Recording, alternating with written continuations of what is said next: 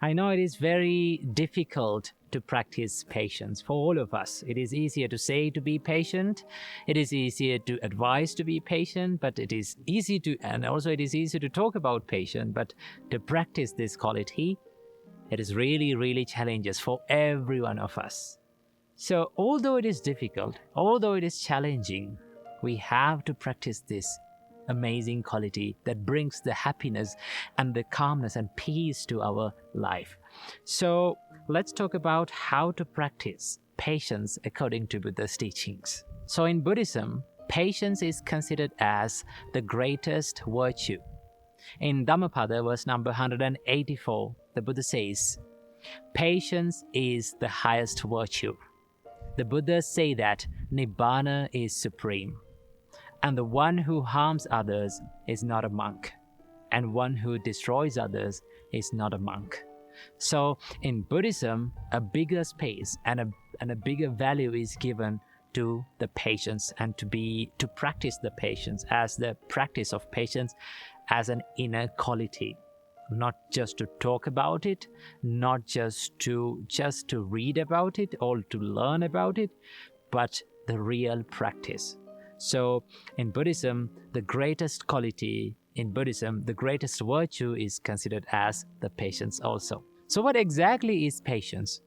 The Buddha describes this as follows. And what's the patience practice? It is when a bhikkhu endures cold, heat, hunger, and thirst. They endure the touch of flies, mosquitoes, wind, sun, and reptiles. They endure rude and unwelcome criticism, and they put up with physical pain, sharp, severe, acute, and unpleasant, disagreeable, and life-threatening. This is called the patience practice. In another sutta, the Buddha explains about the patience as follows. What is the patient practice? It is when someone abuses, annoys, or argues with you, and you don't abuse, annoy, or argue back at them. This is called the patience practice. So being able to put up with ups and downs and challenging situations and disagreeable experiences in life is called patience. But to be honest, it is really difficult to be patient. Yes, it is difficult.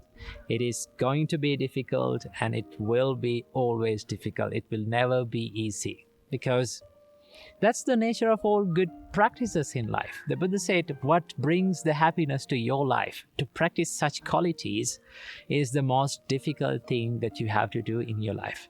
But although it is difficult, we all have to practice this amazing quality of being patient. Now, in Buddhism, being silent, tolerating, and enduring everything out of fear does not mean the real patience.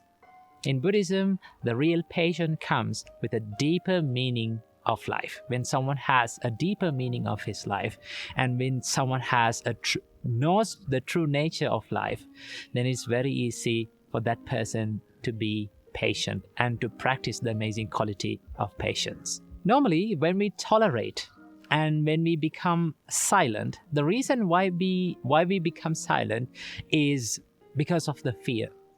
Sometimes we have no choice to do anything, right?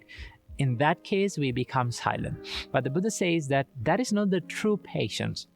Someone can see such kind of a person and say, oh, he is patient. But that's not the true patience, because that person doesn't have the power. That person doesn't have the authority to do something, right? So being patient out of fear is not the true patience. The Buddha says about the real patience like this. In Vepaciti Sutta, it is mentioned, when a person endowed with strength patiently endures a weakling, they call that the supreme patience. The weakling must be patient always. So the real patience comes when you understand that there is the beast inside you. What is that beast? The anger. And if you're afraid of that anger, and if you're afraid of that beast to control your life, and if you can be patient in that situation by controlling your emotions and controlling your thoughts and controlling your anger and deciding to not to harm that person, That is called the true patience and the real patience. To practice such kind of a patience, you have to do a great dedication. Sometimes you have to go through a lot of hardships. You have to endure a lot. But still, why you become patient? Because you believe that being patient is the greatest virtue that you can practice in life. And you believe that you are much more better than them. And you have a better qualities than them. If you believe in that, you can truly be patient. To practice patience, the Buddha offers us a path of thinking in a more deeper level of understanding through our life. So suppose a person comes to you and treat you with rude words, right? Or treat you with their meanness. How can you avoid that situation without even worrying? How to do that? So the Buddha teaches us to look at this situation through the 3 marks of existence. So what are 3 marks of existence? So the Buddha says the 3 marks of existence are anicca, dukkha, and anatta. Impermanence, suffering, and non-self. So anicca. Anicca is the understanding about the impermanence. So the Buddha said that everything in life is subjected to change. If you look at our life, there is nothing that we can hold on to and think and find that is not subjected to change. So once you understanding this intrinsic nature or the inherent nature of impermanence, it's very easy to let go of that anger and to be patient. Because let's say someone blamed you or someone treated you with rude words, okay? Right at the moment that you heard that voice, those words, they became impermanent, right?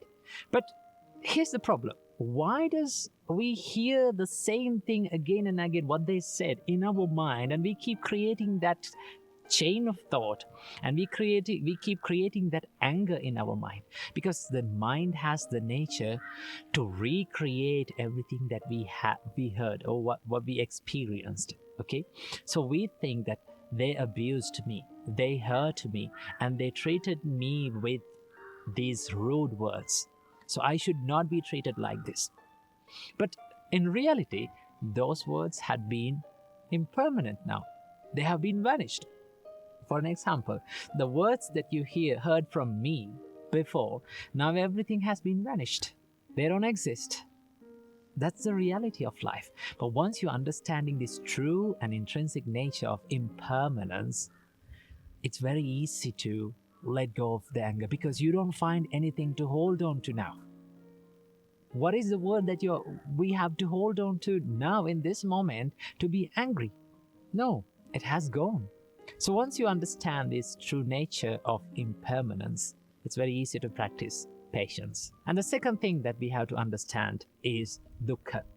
Dukkha often refers to as suffering. So the Buddha said that the pain and suffering is a part of our life. So you cannot remove that. We have to face that situation, okay? Because that is the nature of living. The nature of life is, it is always connected or characterized by the pain or suffering. This is not to worry about the pain or the suffering, but to see it as a part of life and accept it, learn to be with it, learn to deal with it. That is how we can understand the suffering. And the final thing that we have to realize and understanding is the nature of anatta. The nature of anatta is the nature of not self or non-self, right? The Buddha says that there are things in your life that are out of your control. Not every time you're going to have everything according to your wishes, okay? There are things that are out of our range of control. Once we understand this true nature of anatta or non-self, it is really easy to accept the truth in life. And it is very easy to not to worry about the things that we cannot control. So if you look at the life, if you look at the situations in your life, in these 3 marks of existence, The Buddha said that it is really easy to practice the patience. It is really easy to love people, to give your kindness to people, because we know that we are not going to last forever, and we know that they are not going to last forever. What they did was not going to last forever. What they said was not going to last forever.